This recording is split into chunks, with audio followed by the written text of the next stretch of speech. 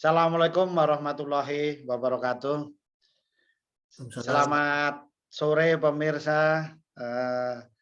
Salam teh dan kina. Kali ini kita akan berbicara mengenai teh dan kina secara serial. Kita berbicara dari berbagai macam aspek tentunya.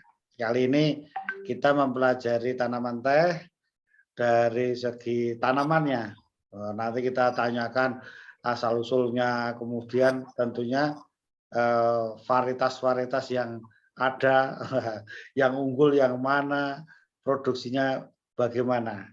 Oleh karena itu kita tanyakan, kita undang salah satu pemulia tanaman teh, berasal dari Pusat Penelitian Teh dan Kina yang ada di Gambung, Bandung, Jawa Barat. Nah, jadi langsung saja Pak Heri, silakan. Itu tadi pertanyaan kami supaya masyarakat tahulah tanaman teh itu jenisnya apa saja, asalnya dari mana, dan tentunya varietas yang unggul itu seperti apa. Silakan Pak Heri. Baik, terima kasih Pak Agus, Pak Kapus, kesempatannya ini. Izin saya share screen Pak ya, biar Oh enak. ya, saya bukanya dulu Pak. Moga-moga Pak. Nah, silakan, udah bisa ini.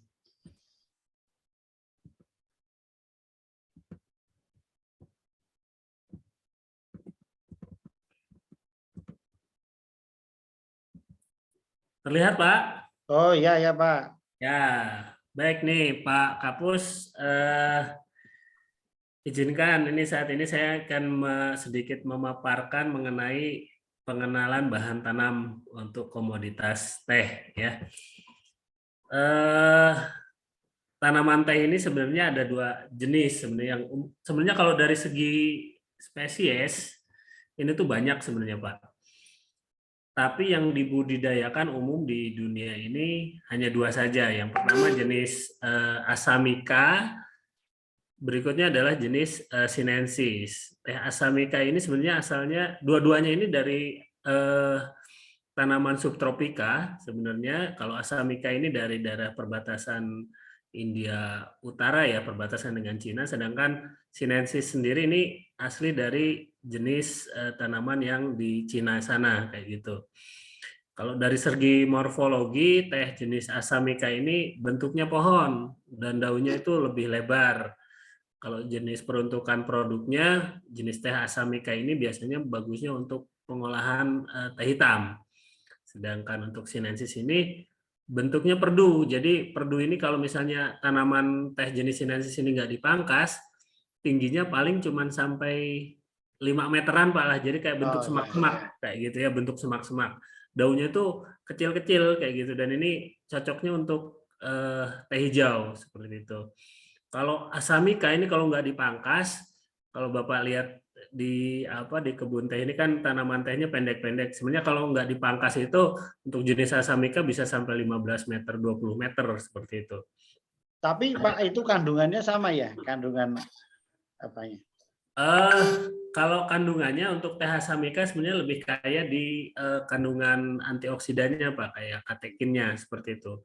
Kalau jenis sinensis ini dia lebih kayaknya di kandungan asam aminonya, sehingga aromanya jauh lebih lebih wangi ya kalau untuk jenis sinensis ini. Kalau Asamica nanti lebih ke taste seperti itu biasanya untuk teh hitam itu. Nah, ini awal saja. Memang di salah satu faktor penyebabnya untuk perkebunan teh Indonesia ini masih rendah protasnya.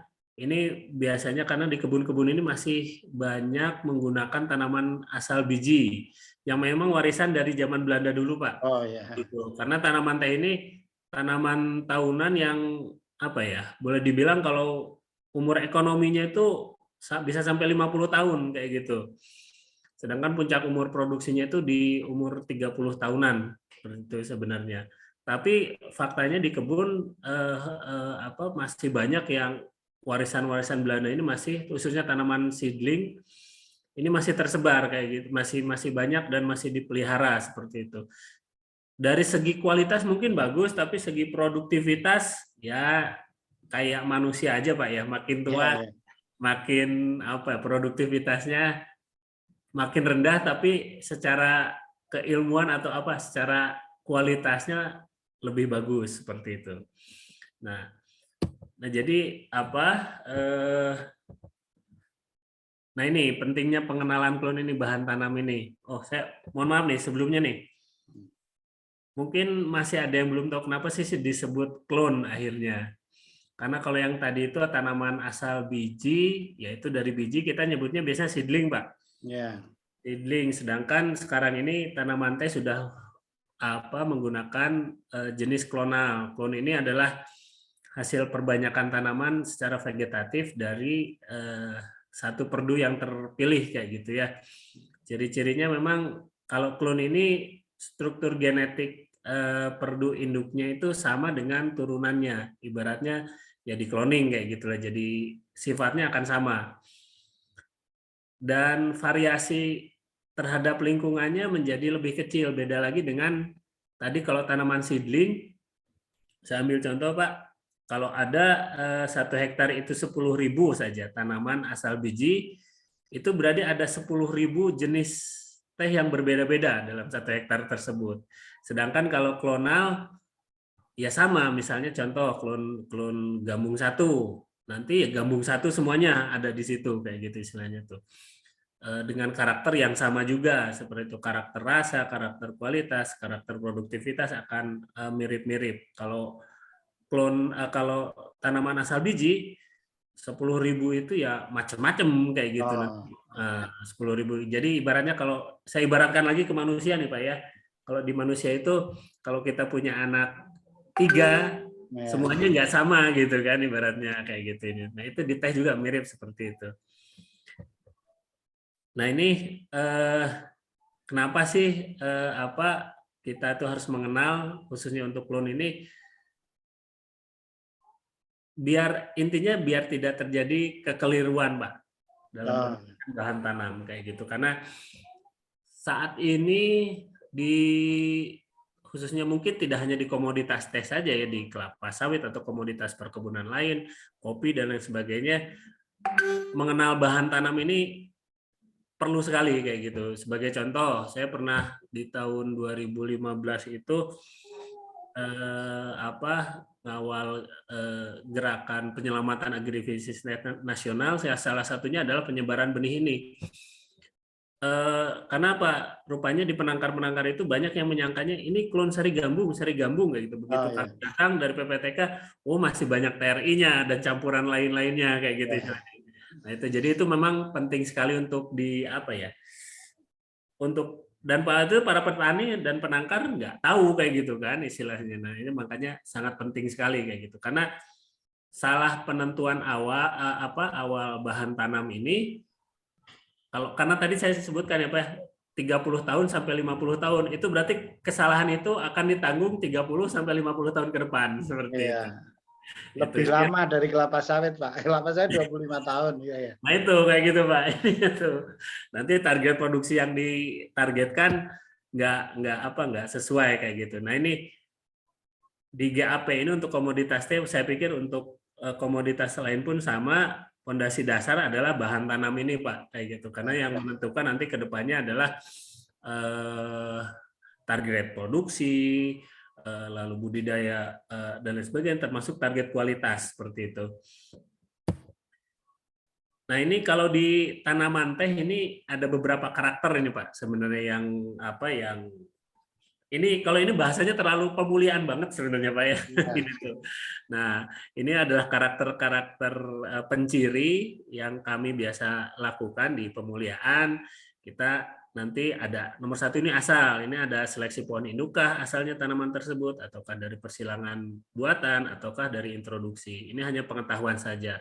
Lalu dari bangun daunnya ada bentuk oval, oblong, lancet. Ini biasanya nanti dari perbandingan panjang banding lebar. Ini ada rumus-rumusnya ini secara botanis.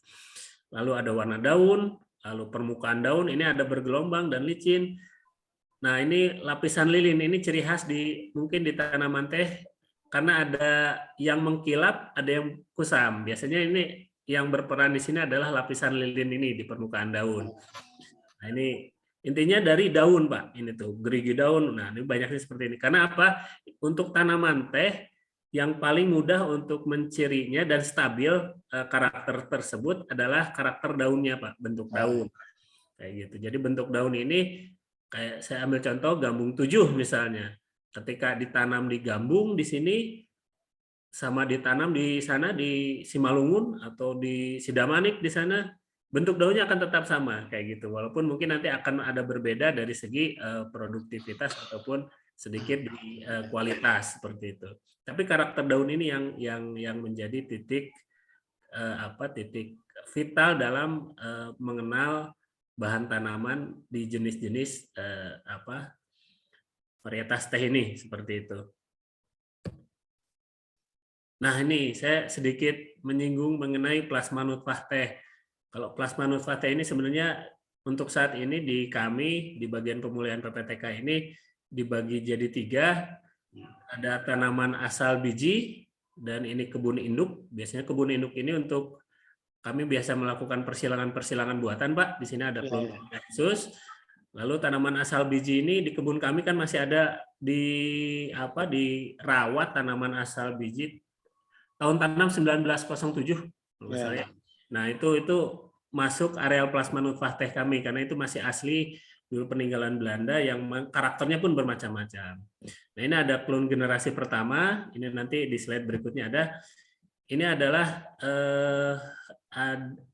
dulu ini warisan dari Belanda sebenarnya, Pak.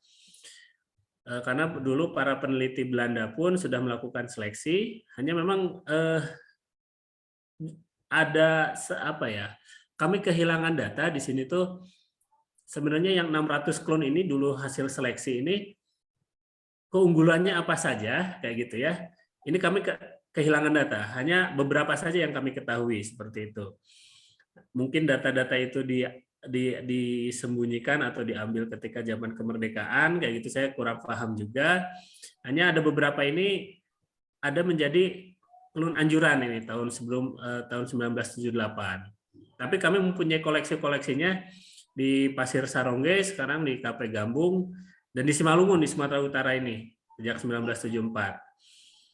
Nah, ini yang berikutnya adalah klon generasi kedua. Nah, ini mungkin yang kita kenal saat ini ya.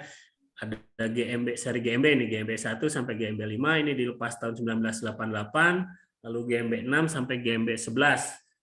Ini dilepas tahun 98 kayak gitu. Dan nah tadi kalau GMB ini adalah jenis Asamika, sinensis ini untuk seri sinensis kita punya seri GMBS, Pak. Oh, ada S-nya ya. S ya. Kalau GMB itu nama tempat biasa. Kalau nama klon nama-nama klon di teh itu biasanya berasal dari nama kebunnya, Pak. Ya. Nah, ini. Dan kita juga sebenarnya ada beberapa klon teh harapan ini yang masih dalam proses pemuliaan. Nah, ini tadi penjelasan informasi mengenai yang generasi pertama ini nih. Informasinya tidak lengkap kayak gitunya. Ada beberapa banyak sekali keunggulan yang belum diketahui karena memang kita kehilangan data. Kalau informasi sih dulu Pak ya dari senior itu mungkin kemungkinan dulu sama tim peneliti Belandanya dibawa ke Belandanya kayak gitu, saya tidak diwariskan ke berikutnya yang peneliti di Indonesia setelah nasionalisasi kayak gitu. Nah, ini nama singkatannya nanti di slide berikutnya ada jenis-jenis klon generasi pertama itu biasanya dari nama kebun kayak gitu ya. Nah, ini kan kita koleksi Pak. Nah, biasanya produktivitas tanaman koleksi ini rendah kayak gitu karena memang banyak sekali kan tidak seragam sehingga protasnya ini ya nggak bisa diharapkan sebenarnya. Jadi ini benar-benar koleksi saja untuk plasma nutfah untuk keperluan riset dan istilahnya pengembangan berikutnya. Nah, hanya yang ini sebenarnya dulu tanaman koleksi ini banyak juga menyebar di kebun-kebun negara sebenarnya Pak. Ya. Nah, ini rentan erosi genetik karena tadi yang produktivitasnya tanaman generasi pertama ini rendah, ini udah banyak yang direplanting menggunakan klon-klon seri gambung khususnya nih yang kayak gitu ya. Sehingga memang perlu diinventarisasi kembali nih.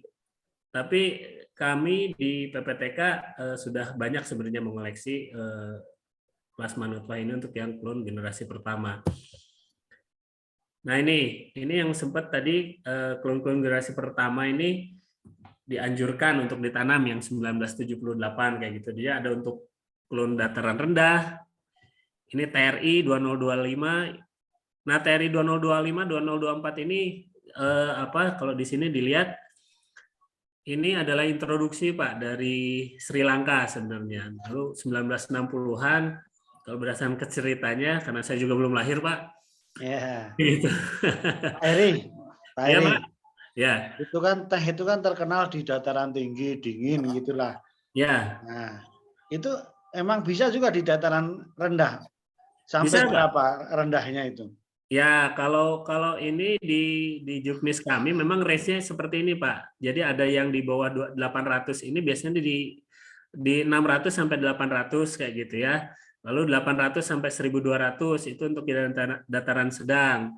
Kalau dataran tinggi di atas 1200 kayak gitu. Hanya memang ini kan klasifikasi zaman dulu, Pak ya, ketika mungkin global warming juga belum ini ya. Sekarang belum parah kayak gitu. Sekarang di ketinggian 800 itu benar-benar harus warning sebenarnya karena kenaikan suhu ini luar biasa dahsyat. Sedangkan teh kan tadi karena tanaman asalnya dari subtropis yang butuh suhu sejuk sebenarnya ini harus sudah mulai hati-hati kayak gitu karena tanaman teh biasanya untuk suhunya tidak menghendaki lebih dari 30 derajat sebenarnya suhu lingkungannya seperti itu ya. Itu kalau misalnya ditanam di dataran rendah, efeknya apa tuh Pak Heri? Teh itu?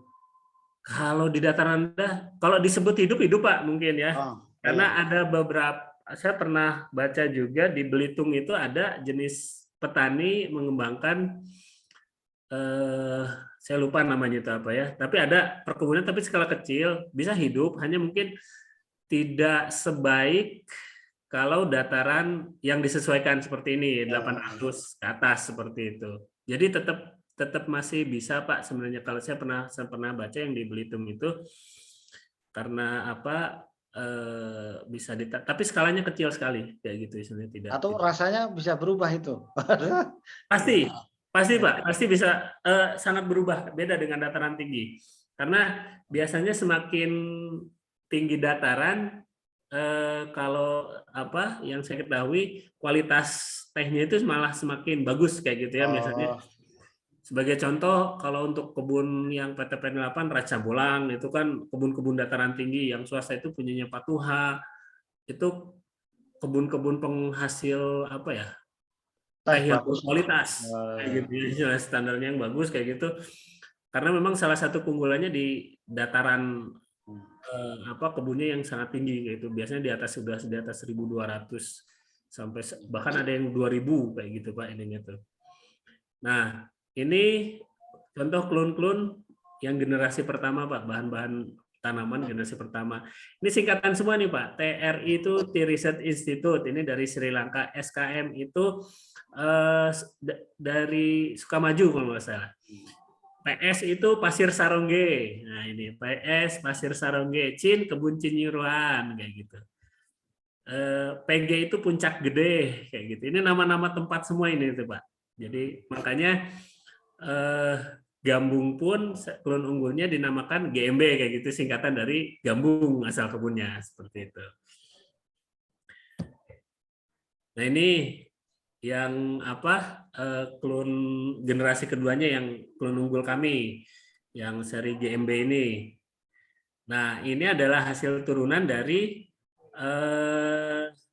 klon-klon generasi pertama tadi Pak. Jadi dulu senior-senior kami mulai 1970-an itu melakukan persilangan dari kombinasi klon-klon generasi pertama ini Cin 143, Gunung Paok kayak gitu. GP itu Gunung Paok, KP Kiara Payung, seri Malabar kayak gitu ini tuh. Seri Kiara, Cinyiruan dan PS kayak gitu. Ini kombinasi tetuanya ini nanti di slide berikutnya ada. Jadi oleh karena itu waktu itu senior kami menyampaikan ya yang sebelumnya generasi pertama, ini anaknya ada menjadi generasi kedua yang menjadi klon unggul seperti itu.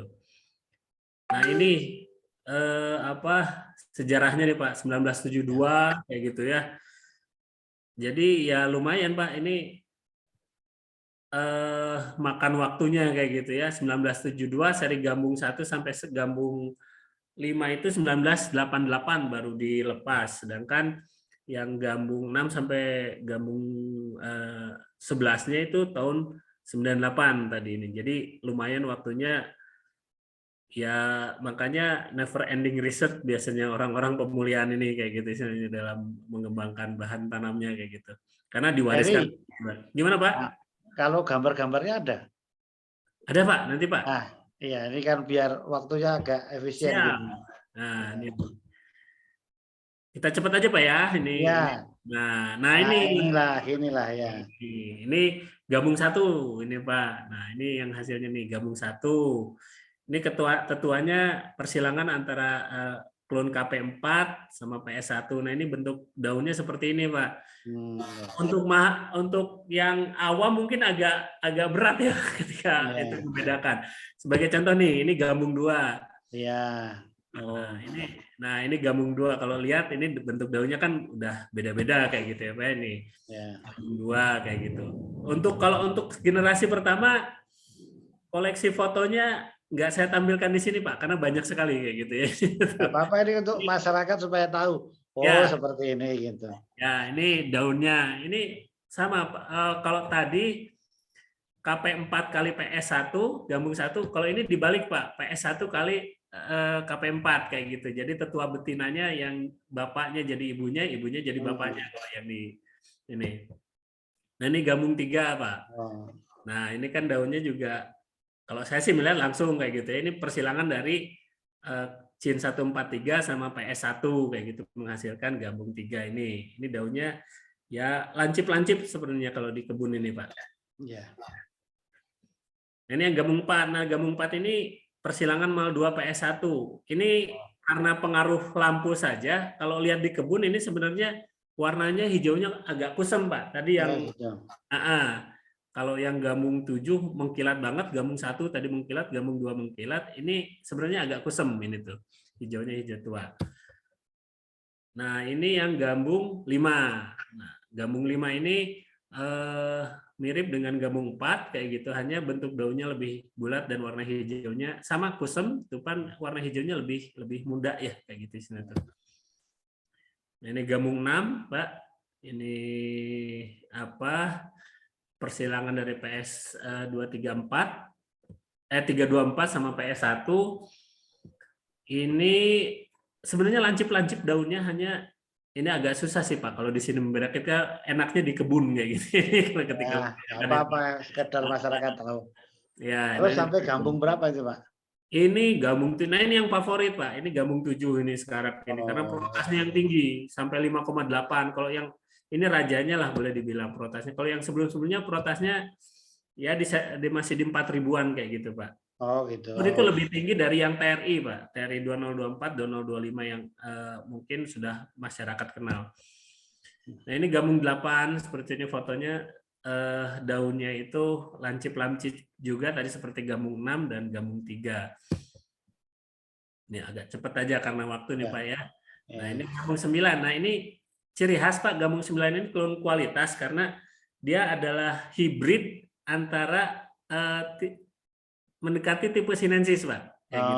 Karena klon GP3 ini, Gunung Paok 3 ini, klon ini adalah klon Asamika sebenarnya, tapi daunnya kecil-kecil Pak. Jadi gitu. Mendekati sinensis. Dan ini klon disilangkan dengan PS1. Sehingga ini kualitasnya bagus sekali kalau diolah. Ini gambung 10, sama mal 2 PS1, ini sama dengan gambung 7 tetuanya, tapi bentuk daunnya berbeda.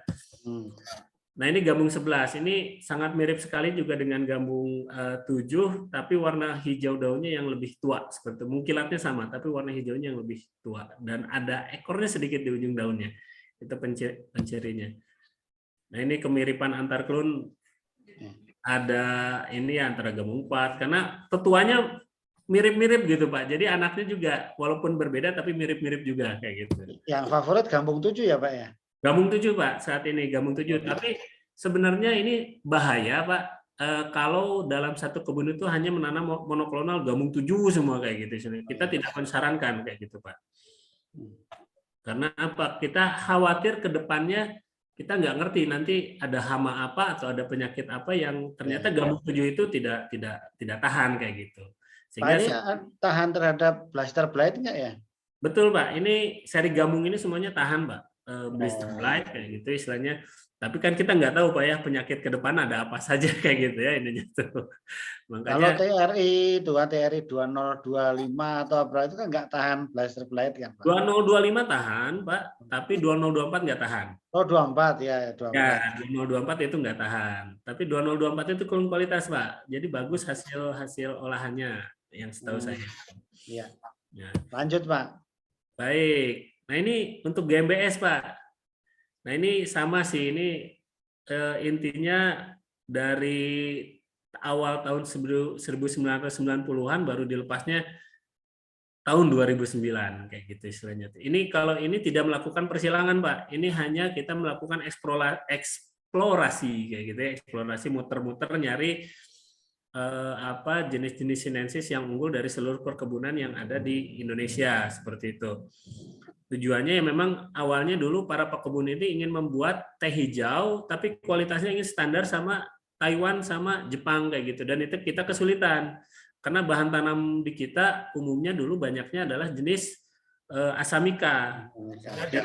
Diolah pun kualitas mau diolah secanggih apapun ya kualitasnya nggak akan sama apabila dibandingkan dengan sinensis yang murni seperti itu.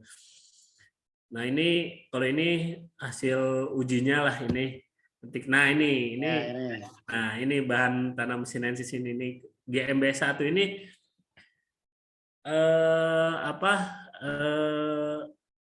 protasnya memang kalau dibandingin Asamika nggak apple to apple Pak ya. Karena ini tapi 1900 ini sudah sangat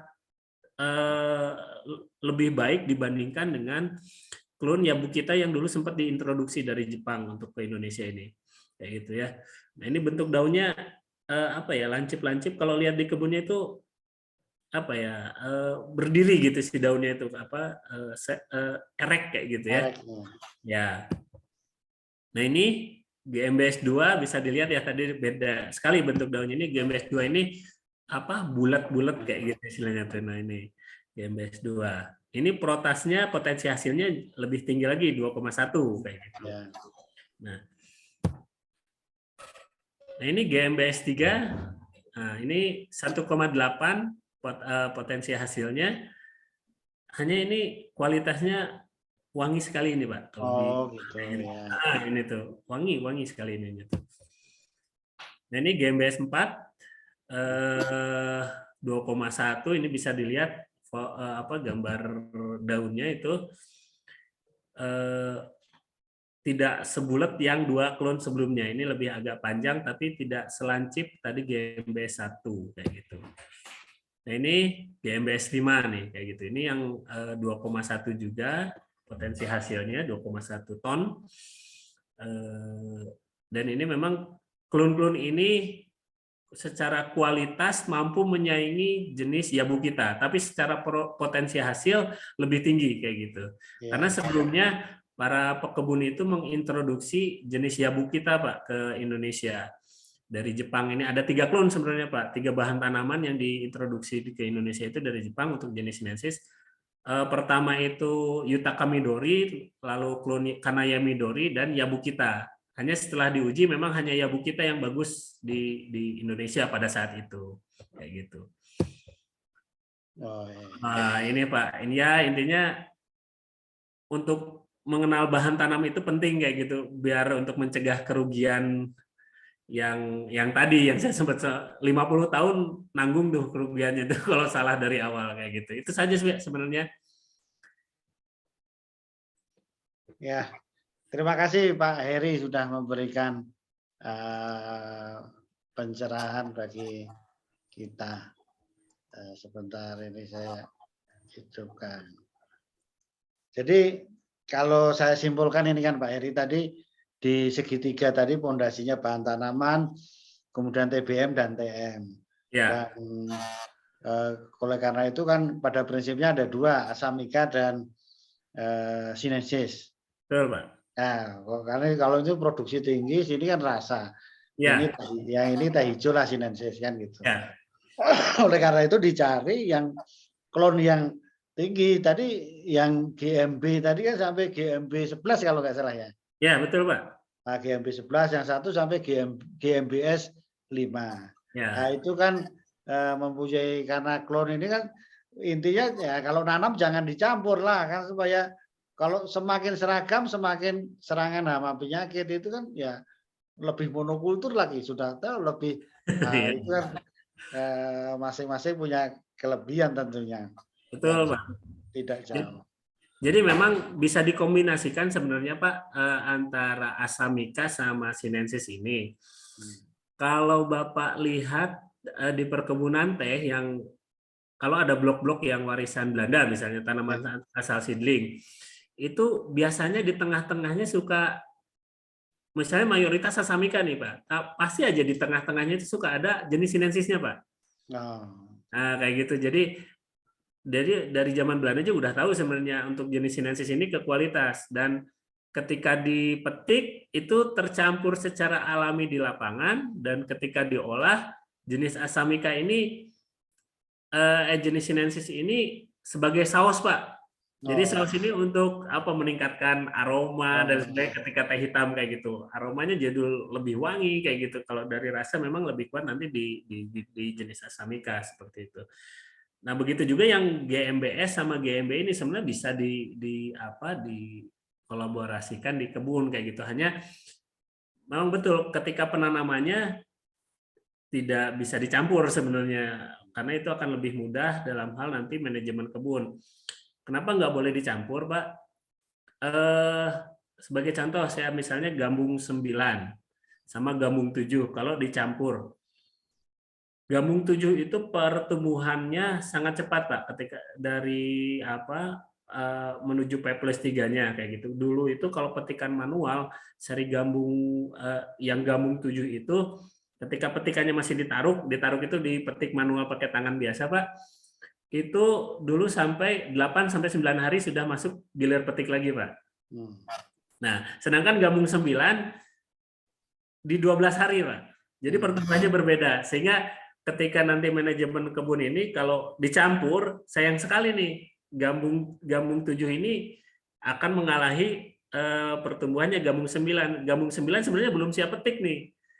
Tapi ikut kepetik akhirnya kayak gitu. Nah, ya maksudnya gini Pak, maksudnya kalau di sawit itu ada nanam ya luasan blok ini yang klon ini blok ini memang nggak dicampur apa. Ya. Tapi kan mengikuti luasan tertentu gitu. Betul, di teh pun sama Pak. Nah, itu Disarankan kalau di petani yang ditanam apa ya paling banyak? kalau di petani sekarang masih jenis TRI, Pak. No.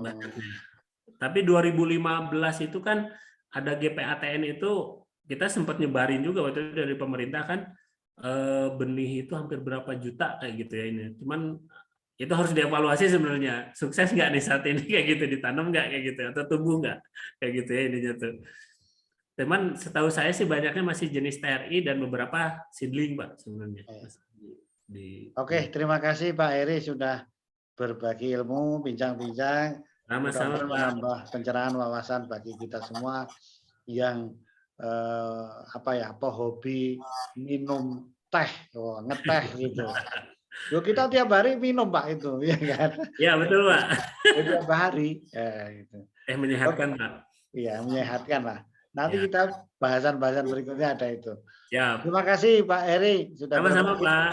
Assalamualaikum warahmatullahi wabarakatuh. Waalaikumsalam warahmatullahi wabarakatuh.